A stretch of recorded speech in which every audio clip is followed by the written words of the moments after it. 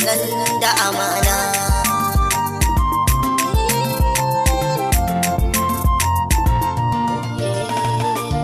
Salama nake masoya zan fara baitika na, yau akan shi so ne zan tsara zantuka na. Yan uwa da duk masoya fata da ku jira na, alƙawari na soyayya sai ku yi rikewa.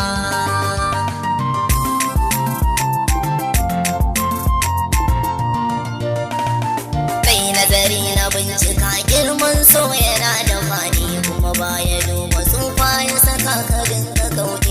Silar farin ciki ne kuma baya duba kuɗi, barke shi so da kauna silar farin ciki na.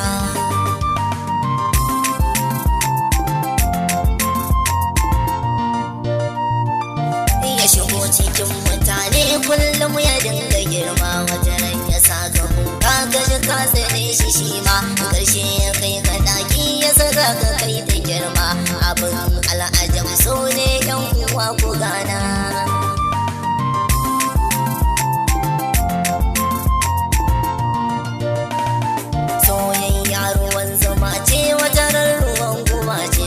Shaki ba masoyi ku zama abun kwatance, da ki kai masoyi rana yan mata shawara ne, alƙawar na so amana ku rike shawara na.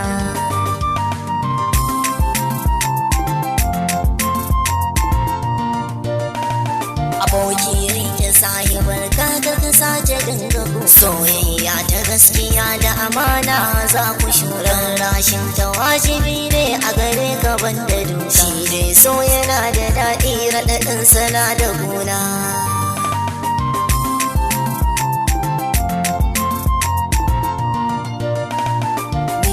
So ruwan amana da ginin shi na da zurfi, mu bi shi sannu sannu ta kobin sana da kai, domin riban soyayya aure gare mu ya shi. Alkawarin ka so na rike gargaje ka kai da rana.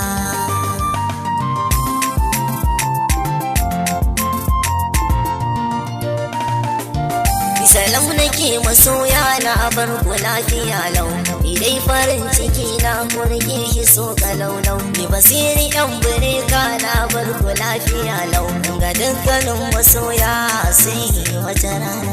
Ina kiran masoya amana ku rikewa, so na gaskiya za ku sannan da amana.